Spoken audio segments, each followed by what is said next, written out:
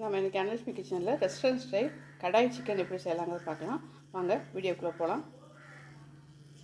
Chicken மசாலாவுக்கு நான் கொஞ்சம் மல்லி போட்டுக்கிறேன் கடாயில்.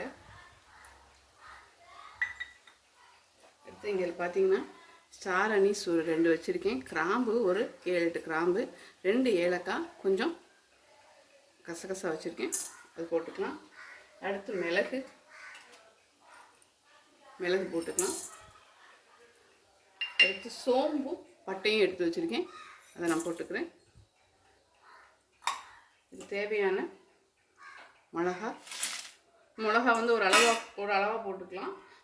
தேவைப்பட்டுச்சுன்னா நம்ம வர மிளகாத்தூள் போடும்போது போட்டு எடுத்துக்கலாம். இது கூடயே நம்ம சீரகம் போடணும். நான் பொடியாக வச்சுருக்கனால கடைசி போடுறேன். இது எல்லாமே நம்ம வறுத்து எடுத்துடலாம். இப்போ எல்லாம் நல்லா செவந்துடுச்சு. நான் வந்து சீரகம் போட்டுக்கிறேன் பொடியாக.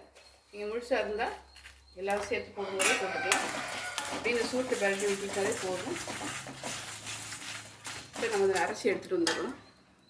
வறுத்த மசாலா அத்தனையும் நான் நல்லா ஒரு ஆற வச்சு பொடிச்சு எடுத்து வச்சுட்டேன். இப்போ இதை தனியாக எடுத்து வச்சுக்கலாம். கடாயில் எண்ணெய் விட்டுருக்கேன்.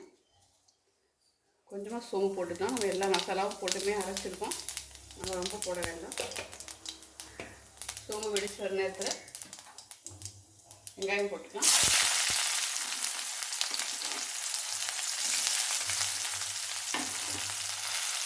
வெங்காயம் நல்லா வதங்கட்டும். நம்ம இப்போ இந்த டிஷ்ஷுக்கு தேவையான உப்பு கூட போட்டுடலாம்.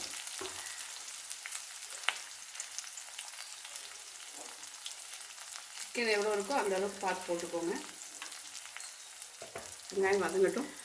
வெங்காயம் கொஞ்சம் கண்ணாடி பதத்துக்கு வந்தோன்னா நம்ம இஞ்சி பூண்டு விழுந்து போட்டுக்கலாம். இதோட பச்சை ஸ்மெல் போகிற வரைக்கும் பெரட்டி விட்டுடலாம். இதோட பச்சை ஸ்மெல் போன உடனே பச்சை மிளகா கீழே வச்சுருக்கேன், தக்காளி போட்டுக்கலாம். தக்காளி இப்போ சாஃப்டாக வரைக்கும் நம்ம குக் பண்ணி எடுத்துடலாம். தக்காளி சாஃப்டாகணும் நம்ம கழுவி கிளீன் வச்சுருக்கிற சிக்கனை போட்டுக்கலாம். கூடயே கொஞ்சம் மஞ்சள் போட்டுக்கலாம். இப்போ நம்ம இந்த சிக்கன் அப்படியே இதை பெரட்டி விட்டுடலாம். கொஞ்சம் ஒயிட்டாக அப்படி கலர் சேஞ்ச் ஆகும். நம்ம அதுக்கப்புறம் என்ன போட்டாலும் சிக்கன் உள்ளே எடுத்துக்குவோம். பாருங்க கலர் சேஞ்ச் ஆகுது பாருங்கள்.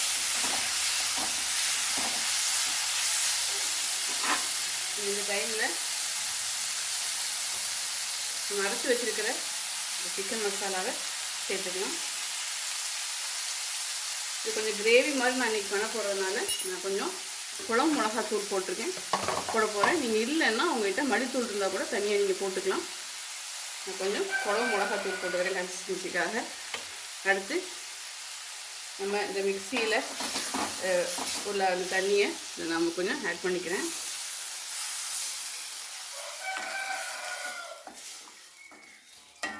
அவ்வளோதான், அப்படியே நம்ம மூடி வச்சிடலாம்.